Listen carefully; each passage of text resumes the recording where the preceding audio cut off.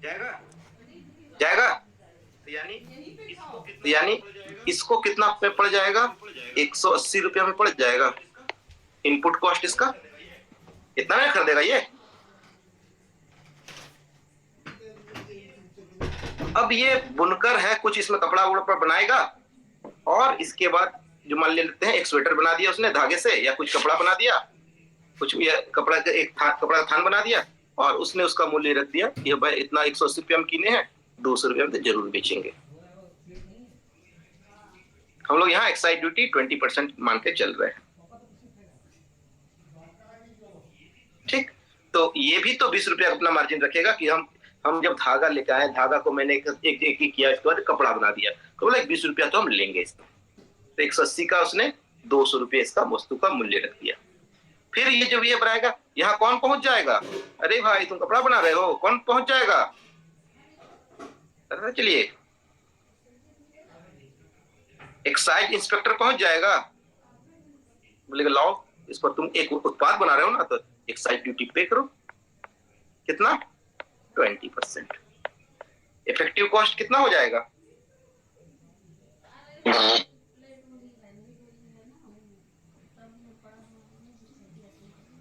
इसको 200 से कर दीजिए 250 रुपये, तो थोड़ा आसान हो जाएगा हम लोग समझने में।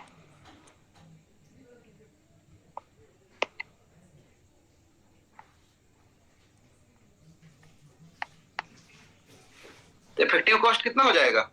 250 प्लस 250 का 20% कितना हो जाएगा? 50 रुपया। तो अब उत्पाद का मूल्य कितना हो गया? 300 रुपया। ये ठीक। अब ये कपड़ा किसके पास जाएगा?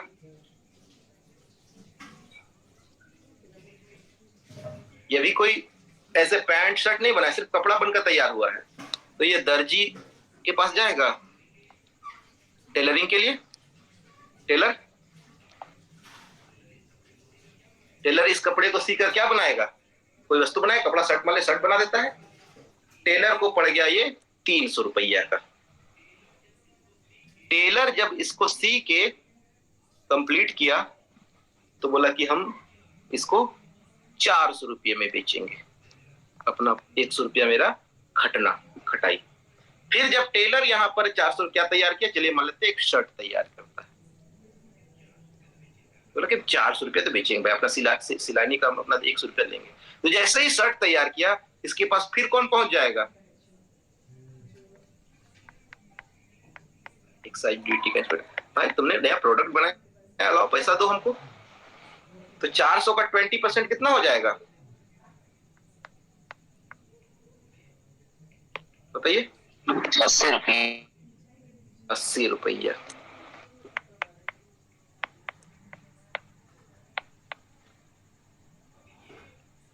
अब ये शर्ट किसको बेचेगा ये टेलर?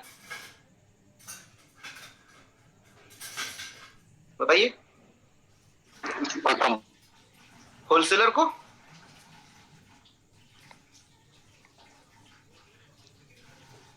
थोक विक्रेता को। तो थोक विक्रेता को कितना पड़ा? 480 रुपया का पड़ा। थोक विक्रेता बोला हम तो चलो ठीक है, हम तो कुछ नहीं करते, हम तो कुछ इसमें मेहनत वाला काम तो नहीं किया है, लेकिन फिर भी क्योंकि हम भी अपना मार्जिन रख के कमाएंगे, तो ये बोलता है कि हम अब इसको बेचेंगे 500 रुपया में। यानी उसने अपना 500 रुपया में इसने इसका ई लगाया। तो यहां पर जैसे ही 500 रुपया, अब इसके पास कौन पहुंचेगा? ये देखिए, अब प्रोडक्शन खत्म हो गया, यहां तक ही था आपका मैन्युफैक्चरिंग वाला पार्ट। ये आपका इंडस्ट्री है, यहीं तक उद्योग वाला पार्ट है। और जब भी कोई चीज मैन्युफैक्चर होता है तो वहां पर एक्साइज ड्यूटी पे करना पड़ता है। तो हम एक उदाहरण के लिए 20% माने हुए हैं। अब इसके बाद वो होलसेलर के पास चला गया। होलसेलर बेचेगा तो होलसेलर को कौन सा टैक्स देना पड़ता है?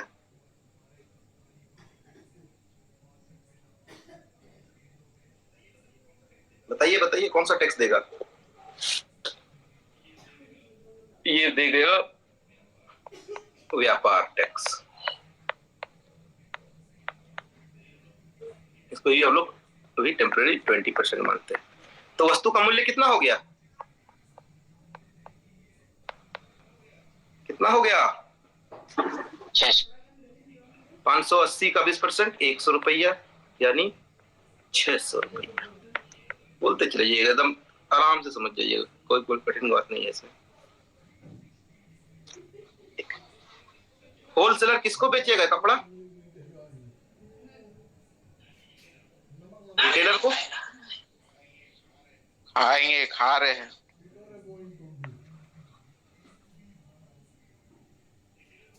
रिटेलर को कितना का पड़ा? 600 रुपया का पड़ा। 600 रुपया में उसने खरीदा। तो रिटेलर भी बेचेगा इसको सामान, तो बोले कुछ पैसा हम भी कमाए।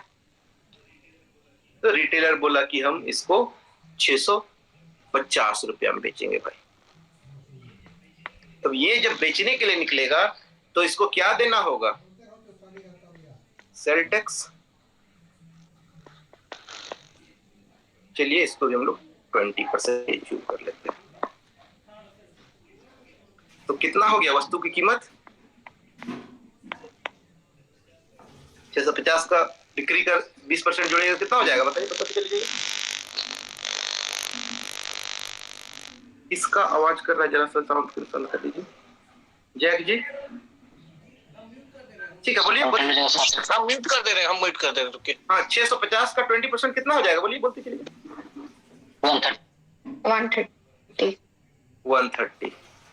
130 में तो कितना हो जाएगा? प्रोडक्ट का कीमत, लास्ट कीमत जो रिटेलर से कोई खरीदेगा तो 780 रुपया का प्रोडक्ट उसको मिल गया।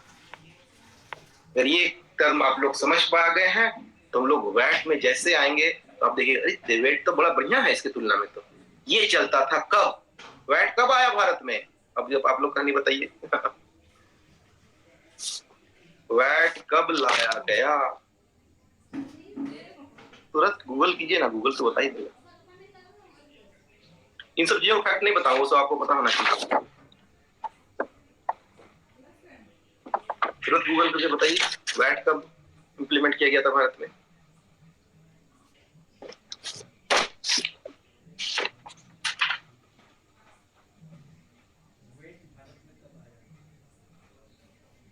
दो 2005 में नहीं, उससे पहले नहीं, उससे पहले ही वैट आ गया था भारत में।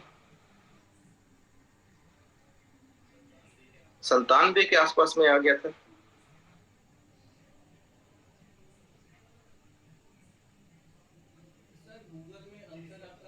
सर गूगल में आंसर आपका 2005 ही है। वो उस तरह का कुछ अलग टैक्स चलता होगा शायद। हाँ स्टेट वाइज अलग अलग चल रहा था। ठीक है चलिए, ठीक है उसमें हम लिख लेंगे। तो देखिए अगर हम लोग ये कौन सा टर्न ओवर टैक्स देख रहे थे, यानी फाइनल कीमत वस्तु का। देखिए अब हम लोग इसी वस्तु फिर इसी एग्जांपल में आएंगे। देखिएगा आपको वैट में सुधार, वैट जब इंप्लीमेंट हुआ तो क्या सुधार हुआ? फाइनल कीमत वस्तु का 780 रुपया था। ठीक, अब जब वैल्यू एडेड टैक्स लाया गया तो हम लोग पेज थोड़ा नेक्स्ट पेज ले लेते हैं। रुक जाइए, इसी में ले लेते हैं, मेरा काम आसान हो जाएगा समझाने में।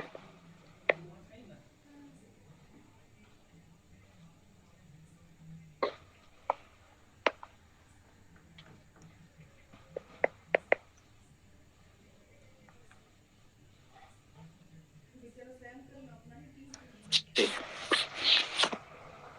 फिर इसी किसान को ले लेते हैं हम लोग। ठीक, कितना था इसका? 100 रुपये।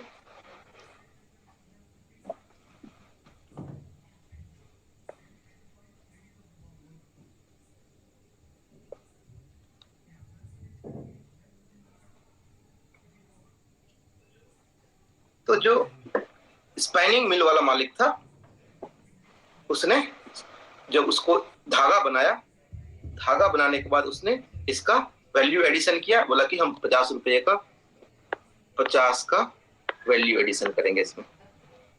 क्यों? मेरा काम है तो उस काम का पैसा हम वैल्यू एडिशन करेंगे। कौन किया? स्पाइनिंग मिल वाला। ठीक, तो वस्तु का कीमत हो गया 150 रुपीज। ठीक, वस्तु का मूल्य 150 रुपया हो गया। तो ये वस्तु तो यहाँ पर जैसे इसने इस चीज को, वस्तु को 50 रुपया वैल्यू एडिशन किया, ठीक, जैसे यहाँ भी 50 रुपया उसने वैल्यू एडिशन किया था, एक्साइज ड्यूटी उसको 20% देना पड़ा था, 180 रुपया पड़ गया था।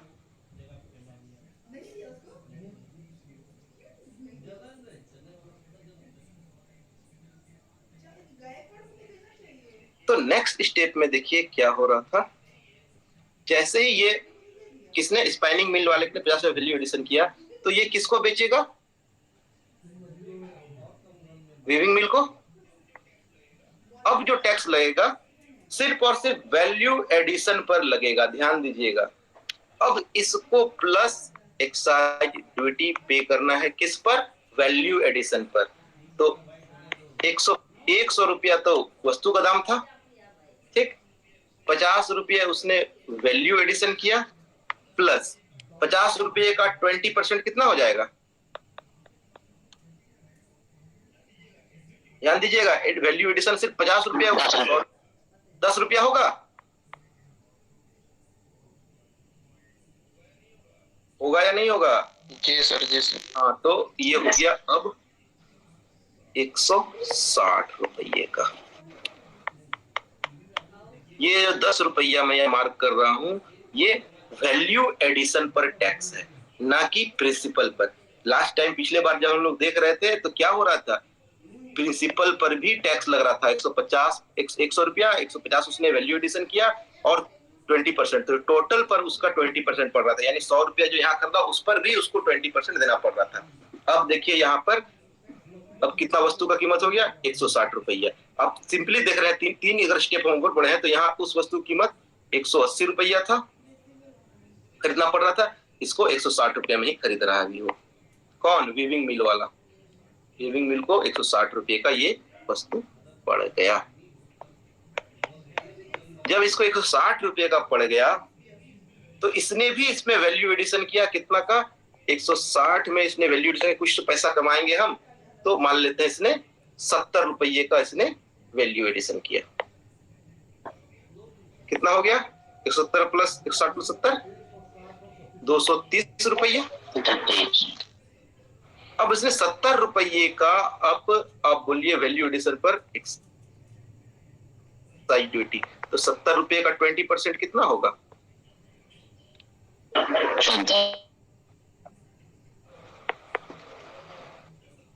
14 रुपया। तो वस्तु की कीमत कितनी हो जाएगी,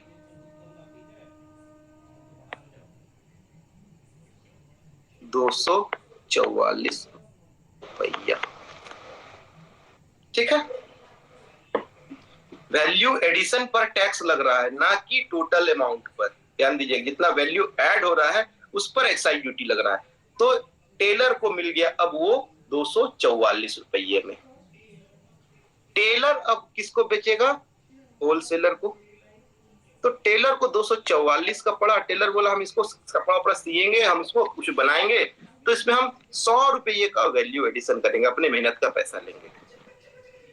तो जैसे ही इसमें होगा तो फिर इसका एक्साइज ड्यूटी, इसको वैल्यू एडिशन पर अगेन 20% देना होगा। तो ये कितना अमाउंट हो जाएगा, 240, सॉरी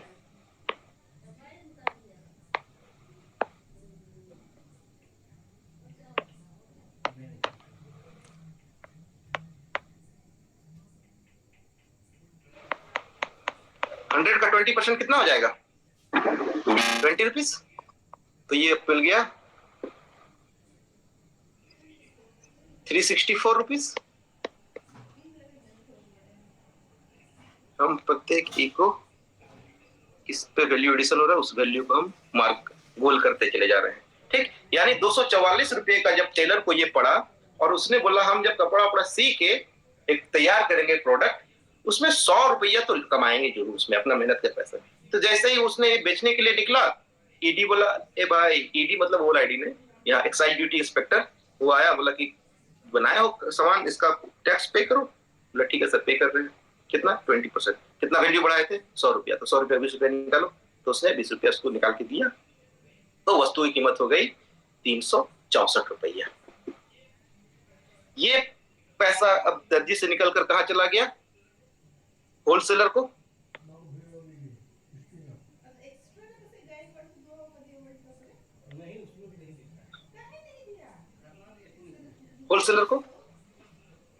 होलसेलर को पड़ा 364 रुपये का।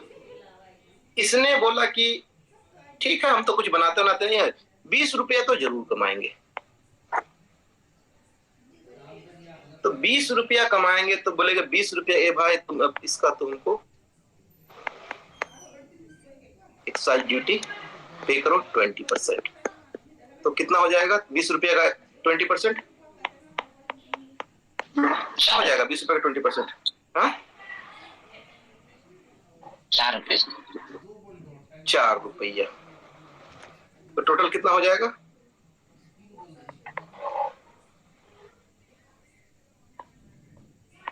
$388 का पड़ जाएगा।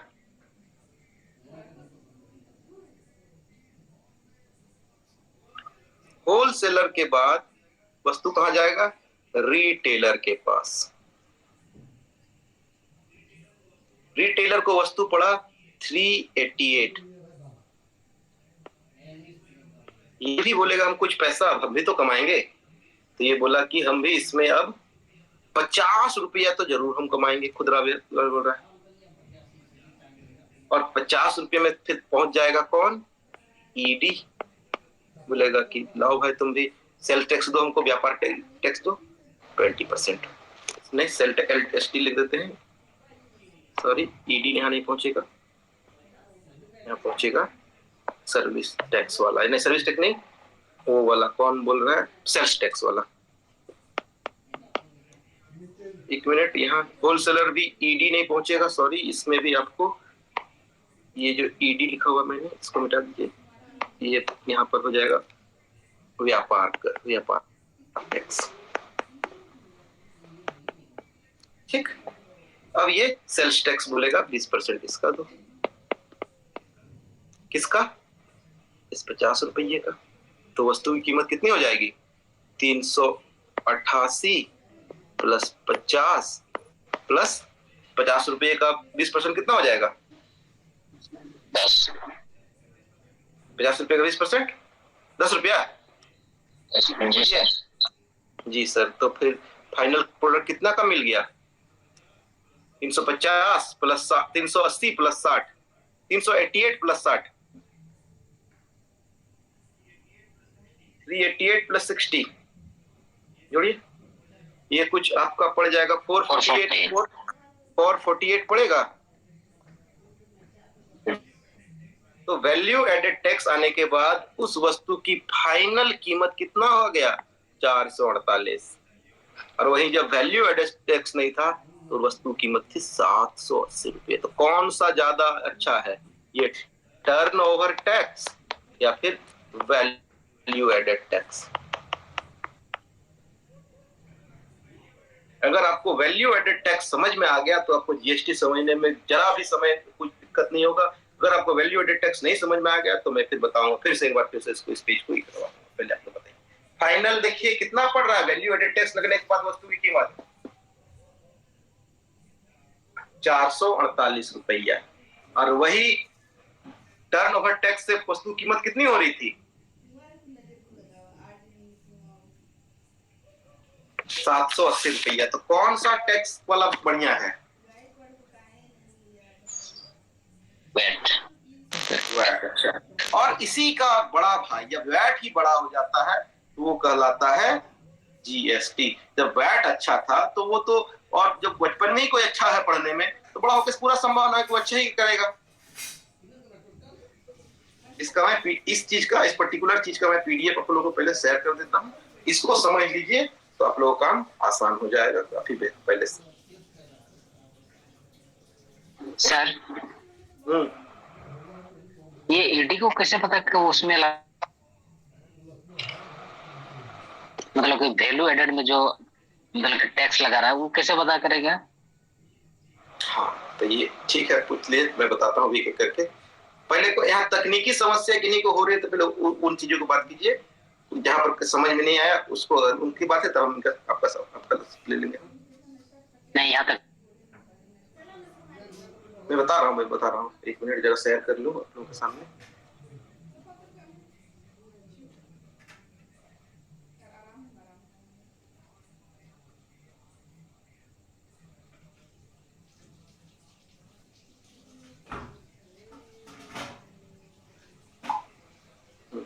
ठीक है, मैंने शेयर कर दिया ग्रुप में। ये जो पूरा इमेज मैंने बनाया था इसको शेयर कर दिया। हाँ, अब पूछिए क्या बोल रहे थे कि ये जो उत्पाद ये वाला को उत्पाद विभाग उत्पाद शुल्क जो उसको कैसे पता चल रहा था? जी, क्या कैसे पता चल रहा था, जरा उसको पूछिए, सवाल जरा स्पष्ट कीजिए।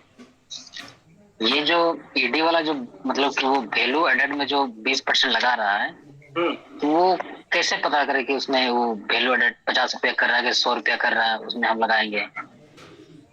तो सुनिए, देखिए यहाँ पर जैसे ही फिर से आपको बता दे रहे हैं, इसका तो देखिए, इसको गंदा करने में कोई दिक्कत नहीं है। ये देखिए, कपास के किसान ने कपास उगाया, इसने 100 रुपया का बेचा, ठीक। 100 रुपया को स्पाइनिंग मिल वाले को बेचा, तो स्पाइनिंग मिल वाले ने क्या किया होगा? उसको धागा बनाया होगा। तो धागा बनाने के बाद उस 100 रुपया में तो नहीं ना बेचेगा। मैंने तो मान लिया उसने वस्तु का कीमत रखा 150 रुपया। तो आकर जब उत्पाद वाला जो आएगा, उत्पाद का जो सिपाही आएगा, उत्पाद सिपाही या फिर उत्पाद इंस्पेक्टर, वो बोलेगा ठीक है जी, सामान कितने में खरीदे थे? सर 100 रुपया में खरीदे थे। कितना बेच रहे हो? सर 150 रुपया। तो ठीक है, 50 रुपया बढ़ाए हो, ठीक है, 50 रुपये का हमको तुम टैक्स दे दो, 50 रुपया टैक्स, जितना तुम बढ़ाए हो उस पर, ना कि टोटल अमाउंट पर। तो जितना भी वैल्यू एडिशन हो रहा है प्रत्येक स्टेप में, ध्यान दीजिएगा, सिर्फ उसी पर वैल्यू एडिशन पर टैक्स लग रहा है। वैट इसलिए ज्यादा प्रभावी था कम दाम करने में, क्योंकि यह प्रत्येक स्टेज पर मूल्यवर्धन जितना हो रहा था, यानी मूल्य का जितना बढ़ोतरी की जा रहा था, उस बढ़ोतरी पर पैसा लग रहा था। और ये क्योंकि देखिए, अब ये आप ये पूछ दिए कि ये कैसे पता चलेगा, तो वो कैसे नहीं पता चलेगा, सारा रिकॉर्ड तो यहाँ पर जो भी कोई प्रोडक्शन यूनिट ऐसा करेगा तो उसके पास तो उसका ये होगा ना कि आप कितना कितना माल खरीद रहे हैं, और सारी चीजें जानकारी सरकार के पास तो होती ही है। ये थोड़ा सा बचकाना सवाल हो गया, मैं इस पर ये बहुत बेसिक सवाल हो गया, तो ये तो पता चल ही जाएगा, उसका दिक्कत नहीं होता है। आप 100 रुपया खरीद रहे हैं तो 100 रुपया का रसीद काट के दिया होगा ना जी, ठीक है, क्योंकि जब भी होता रसीद तो ठीक 100 रुपया खरीदा, आप 100 रुपया में खरीदा तो आपने कितने का, आप धागा बनाने के बाद इसको कितना बढ़ाया था? तो सर 50 रुपया का है, हमको धागा बहुत सारा कॉस्ट लगा था, कुछ पैसा को चला गया, लेबर को चला गया, वहां चला गया, यहाँ चला गया, 50 रुपया 5 रुपया मेरा भी निकलेगा, सबको दे दा के, तो ये 50 रुपया उसने बढ़ाया। तो 50 रुपये का ठीक है, 50 रुपये बढ़ाया, कोई बात, हमको उससे कोई दिक्कत नहीं है, आप कितना में बढ़ा रहे हैं, आप जितना बढ़ा रहे हैं उस पे हमको आप 20% दे दीजिए टैक्स, बस। फिर देखिए, जितने जितने स्टेज पर वैल्यू का एडिशन हो रहा था, प्रत्येक स्टेज पर जिस वैल्यू का एडिशन हो रहा था उसी पर टैक्स लग रहा था, ना कि बार बार। तो ये टर्न में समस्या क्या हो रहा था, अगर हम इसको बोलेंगे तो इसको बोला जाता है, एक टर्म बहुत अच्छा था, आलोक सर जरा बताइए, लास्ट टाइम बताए थे, भूल रहे उसको अंग्रेजी के लिए। हमको भी याद नहीं आ रहा है थोड़ा, क्योंकि मुझे याद आने दीजिए, उस टर्म को बोला जाता है, बहुत अच्छा टर्म है उसके लिए, कंकरेंट नहीं, इसको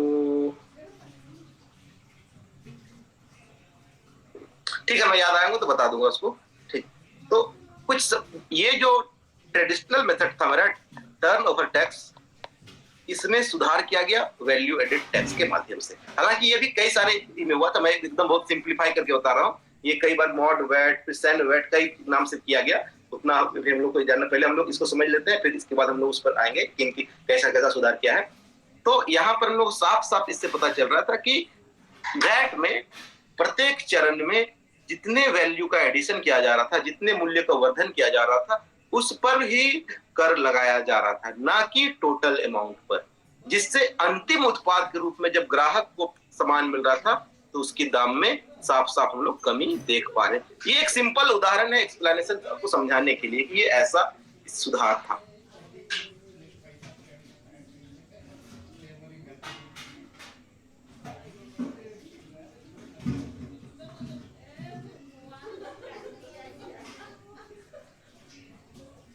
और किन्हीं को कोई सवाल पूछ लीजिए। वैट और जो टर्नओवर टैक्स है, इसमें डिफरेंस समझ में आ गया? अगर वैट समझ में आ गया तो जीएसटी को समझने में ज्यादा समय नहीं लगेगा। हाँ, फिर इसमें लिखना क्या हो ये समझाने के लिए था कि ये कैसा ऐसा था। फिर हम लोग क्योंकि मेंस के हिसाब से लिखना है तो हम लोग देखेंगे मेंस में कैसा सवाल होगा, और ये सब चीजों को जिक्र नहीं करना है उसमें। बसंत सर, ये कंक्लूडिंग इफेक्ट बोला जाता है शायद। कंक्लूडिंग नहीं, सॉरी, कुछ उसी टाइप से बोला जाता है कि concluding cascading effect. Cascading effect, हाँ अच्छा, हाँ, कैस्केडिंग इफेक्ट, हाँ वही मैं सोचा था, यानी कैस्केडिंग इफेक्ट, प्रत्येक चरण पर मूल्य पड़ रहा था, तो इसी कैस्केडिंग इफेक्ट को दूर किया गया आपके वैल्यू एडिशन में।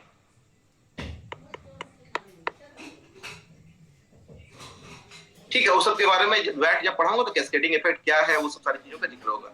तो बस आज बस इतना ही आप लोग समझाना था कि ये जो मेरा टर्नओवर टैक्स और वैल्यू एडेड टैक्स में डिफरेंस क्या था। तो डिफरेंस तो साफ साफ दिख रहा है कि वैल्यू एडेड टैक्स से वस्तुओं की कीमत कमी आ रही है। तो वैल्यू एडेड टैक्स से संबंधित कुछ जो इतिहास की बातें होंगी, जो क्या क्या कैसे कैसे बदला हुआ था, कितना कितना लाया था, उससे संबंधित कुछ मैं भेज दूंगा।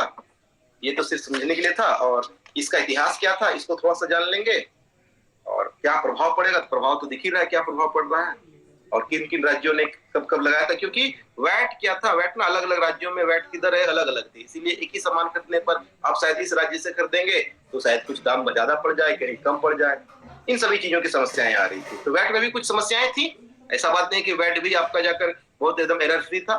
तो एरर फ्री कुछ कोई व्यवस्था भी एरर फ्री नहीं होती है। जीएसटी में भी कई सारी समस्याएं हैं, तो उनको भी धीरे धीरे करके सुधार उसमें होता चला जा रहा है। जैसे जैसे समस्याएं आ रही हैं, सरकार उस चीज पर ध्यान दे रही है और सुधार करती चली जा रही है। कोई भी चीज अल्टीमेटली फाइनल नहीं होता, जैसे जैसे नए चैलेंजेस आते हैं तो सुधार होता रहता है।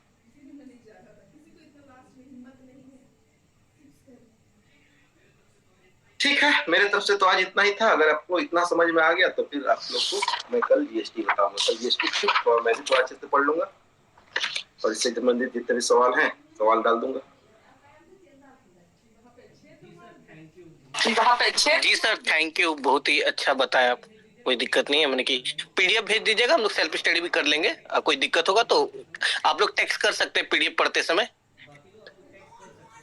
बाकी लोग आप लोग टेक्स्ट कर सकते हैं। जैसे मैंने बताया ना कि जो बजट के बारे में, तो बजट के बारे में वही था जो था, जितने सारे टर्मिनोलॉजी है वो बजट को पढ़ने सीखने के लिए, मतलब जो भी बजट पेश होगा ना, तो आप बजट को पढ़कर समझ पाएंगे कि इस बार के बजट में क्या है, किस दिशा की ओर इंगित कर रहा, सरकार किधर मूव कर रही है। तो वो आपको मेंस में लिखने के लिए बहुत सारा पॉइंट मिल जाएगा। अरे यार बजट में तो इस बात का दिख रहा है, सरकार इधर का नहीं बोलते, कलर करते हैं कि सरकार क्या करना चाह रही है। तो सरकार क्या करना चाह रही है, तो वो तो सारा चीज आंकड़ा तो आपको दे ही रहे कि हम ये करना चाह रहे हैं। तो आप उसको पढ़कर अपने हिसाब से अच्छी तरह से समझ सकते हैं। थैंक यू सर, बहुत ही अच्छा सेशन था। ठीक है, कल आप लोग जीएसटी के लिए रेडी रहिएगा। हम लोग जीएसटी कल एकदम शुरू से पढ़ लेंगे, और आज का सवाल मैं थोड़ा आसान सवाल ही डाल दूंगा, ताकि कुछ लिखने का प्रैक्टिस हम लोग का बना रहे। ऐसा नहीं कि नहीं लिखने के चक्कर में हम लोग कुछ छूट जाए, कुछ तो लिखना ही होगा, कुछ लिख लेंगे कोई सवाल। तो सिलेबस एक बार देख लेते हैं। तो सिलेबस में हम लोगों ने बजट प्रिंसिपल पढ़ लिया, type of budgeting, performance budget, zero based budget, ये भी देख लिया। फिर इसके बाद ये आप लोग हमको ये लिख दीजिएगा, टैक्स के टैक्सेशन के प्रकार में, वो छोटा क्वेश्चन होता नहीं पूछा जाएगा। ठीक है, मैं कोई क्वेश्चन डाल दूंगा, आसान क्वेश्चन रहेगा इसी से संबंधित। ठीक है सर, जी क्लास में सभी को जुड़ने के लिए धन्यवाद। और ये पीडीएफ अपने से भी पढ़ लीजिएगा, और पढ़ने के साथ पीडीएफ को अपने से भी लिख भी लोगे ना तो काफी हेल्पफुल हो जाएगा। उससे आपको फॉर्मूला सब का आइडिया सब हो जाएगा। और एमसीक्यू में कभी कभी यूपीएससी में पूछ देता है, फॉर्मूला के आधार पे बोल देता है डिफिसिट बजट क्या है, इसका फॉर्मूला से पहचानिए। तो ये क्या, यदि उस टाइप का पैटर्न फॉलो करेगा जेपीएससी तो आपको एज मिलेगा। क्लियर? ठीक है, क्लास एंड करते हैं। वेलकम।